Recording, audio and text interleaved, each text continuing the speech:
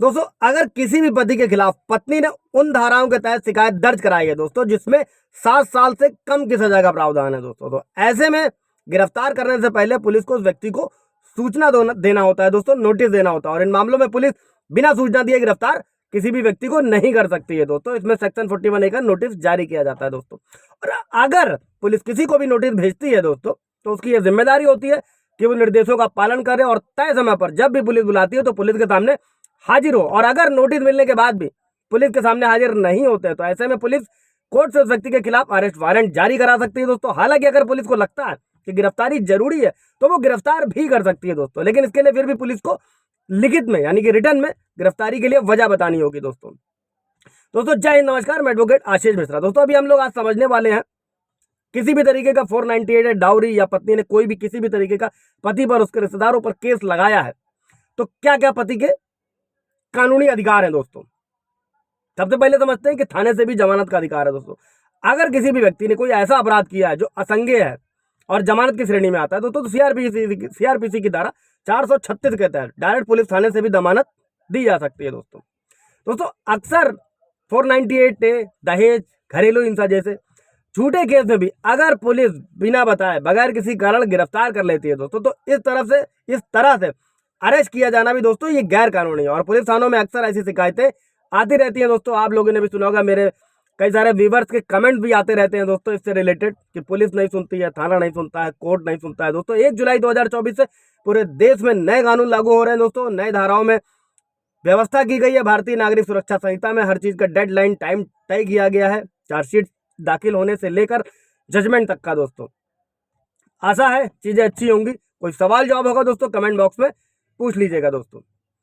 अभी बढ़ते हैं दोस्तों कि सबसे पहले तो अगर किसी ने भी समझिएगा कि अगर पत्नी ने पति पर या उसके घर वालों पर किसी भी तरीके की झूठी एफआईआर लिखाई है दोस्तों और अगर आपके पास सबूत हैं तो आप झूठी एफआईआर को रद्द करा सकते हैं। इसके अलावा हाईकोर्ट में सीआरपीसी 482 के तहत याचिका दाखिल कर सकते हैं दोस्तों, अपील कर सकते हैं। और अगर सबूत होंगे तो कोर्ट डायरेक्टली इन झूठी एफआईआर को रद्द कर देता है दोस्तों, क्वैश कर देता है। और नए कानून में दोस्तों भारतीय नागरिक सुरक्षा संहिता की धारा 530 के तहत झूठी एफआईआर आप रद्द करा सकेंगे दोस्तों। इसके साथ एक चीज और समझ लिएगा दोस्तों कि अगर पीड़ित पक्ष अगर गरीब है और उनके पास मुकदमा लड़ने के लिए पैसे नहीं है दोस्तों, मेरे कुछ व्यूअर्स के सवाल थे दोस्तों इसलिए मैं रिपीट करता हूं, आप इसको नोट करिएगा, समझिएगा, कोई जरूरत होगी तो पूछ लीजिएगा। अगर किसी गरीब व्यक्ति को गिरफ्तार कर लिया जाता है, मान लीजिए पीड़ित पति या उसके ससुराल वाले गरीब है दोस्तों और कानूनी लड़ाई लड़ने के लिए पैसे नहीं है तो उसे मुफ्त कानूनी सहायता भी दी जाती है दोस्तों और मुफ्त में वकील भी उपलब्ध कराया जाएगा दोस्तों। और इसके लिए national legal services authority, state legal services authority, district legal services authority, इन सब की व्यवस्था की गई है दोस्तों।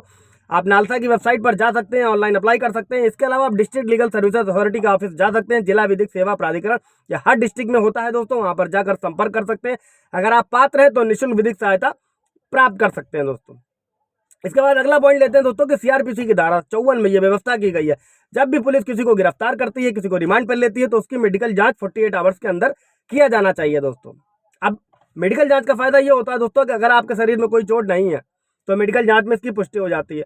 ऐसे में अगर पुलिस कस्टडी के दौरान किसी भी तरीके के शरीर में चोट के निशान मिलते हैं तो आपके पास पुलिस के खिलाफ सबूत होगा दोस्तों। और इस संबंध में सुप्रीम कोर्ट की ओर से भी आदेश जारी किया जा चुका है दोस्तों, कई सारी गाइडलाइंस है दोस्तों। इसके बाद सीआरपीसी की धारा 50 सबसेक्शन 1 में व्यवस्था की गई है, चाहे कोई भी मामला हो दोस्तों, पुलिस के पास आपको बगैर कारण बताए गिरफ्तार करने का अधिकार नहीं है दोस्तों। उसे आपको कारण बताना होगा और अगर ऐसा नहीं करती है तो उनके खिलाफ भी कार्रवाई हो सकती है दोस्तों। जो नॉन कॉग्निजेबल ऑफेंस होते हैं यानी असंज्ञेय अपराधों में, इसमें गिरफ्तार व्यक्ति को अगर वो गिरफ्तार किया जा रहा है तो उसको वारंट देखने का भी अधिकार होता है। अलबत्ता संज्ञेय यानी गंभीर अपराध के मामले में दोस्तों पुलिस वारंट दिखाए बगैर भी गिरफ्तार कर सकती है जब संज्ञेय मैटर होता है दोस्तों। 7 साल से ऊपर की सजा का प्रावधान इसमें उन्होंने वीडियो बनाए हुए आप जाकर देख सकते हैं, लेकिन इसके लिए भी उसे किसी सीनियर पुलिस ऑफिसर या मजिस्ट्रेट की अनुमति लेना जरूरी होता है दोस्तों।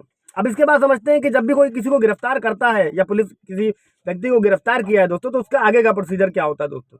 ऐसे में जो भी व्यक्ति अरेस्ट किया जाता है दोस्तों तो अरेस्ट मेमो पर सिग्नेचर किया जाता है। सीआरपीसी की धारा 41 सबसेक्शन बी के तहत पुलिस को यह अरेस्ट मेमो तैयार करना होता है।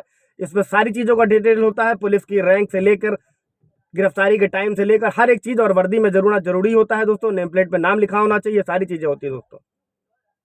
आगे बढ़ते हैं दोस्तों कि सीआरपीसी की धारा 57 में यह व्यवस्था की गई है पुलिस 24 घंटे ज्यादा किसी को हिरासत में नहीं रह सकती। 24 घंटे के बाद उसे कोर्ट में पेश करना जरूरी होता है दोस्तों। और अगर पुलिस संबंधित व्यक्ति को या किसी भी व्यक्ति को 24 घंटे से अधिक हिरासत में रखना चाहती है तो सीआरपीसी की धारा 56 के तहत मजिस्ट्रेट से इजाजत लेनी होती है। साथ ही मजिस्ट्रेट को इजाजत की वजह भी बतानी होती है दोस्तों।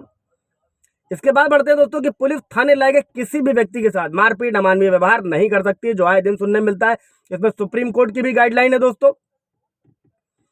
आपका भी कोई सवाल जवाब होगा दोस्तों इससे रिलेटेड तो पूछिएगा जरूर, मैं क्लियर करूंगा और आपको बताऊंगा कि आप आगे क्या कर सकते हैं। इसके बाद दोस्तों, अगर पुलिस किसी भी व्यक्ति को हिरासत में रखती है तो वो उसे भूखा नहीं रख सकती है। थाने लाकर सीआरपीसी की धारा 55 सबसेक्शन 1 में यह व्यवस्था की गई है, जो गिरफ्तार व्यक्ति किया गया उसके स्वास्थ्य और सुरक्षा की जिम्मेदारी पुलिस की होगी। किसने भी उसे गिरफ्तार किया उसे अपने पास रखा हुआ है दोस्तों।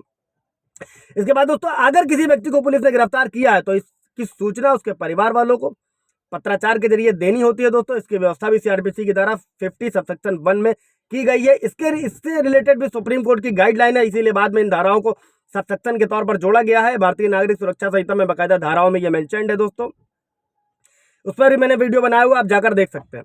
इसके बाद दोस्तों, सीआरपीसी की धारा 41 सबसेक्शन डी में यह व्यवस्था की गई, जब भी पुलिस की जांच के दौरान या आप जो भी कस्टडी में है जैसे भी है, आपको वकील से मिलने का अधिकार होगा, अपने पसंद के अधिवक्ता से मिलने का अधिकार होगा दोस्तों। और अगर अवैध गिरफ्तारी होती है दोस्तों तो इसमें मुआवजे की भी व्यवस्था है। सीआरपीसी की धारा 357 में है, आप मुआवजे की भी अगर गिरफ्तारी अवैध होती है तो पीड़ित व्यक्ति मुआवजे की मांग भी कर सकता है दोस्तों। इससे रिलेटेड कोई सवाल जवाब होगा दोस्तों पूछ लीजिएगा। Thank you.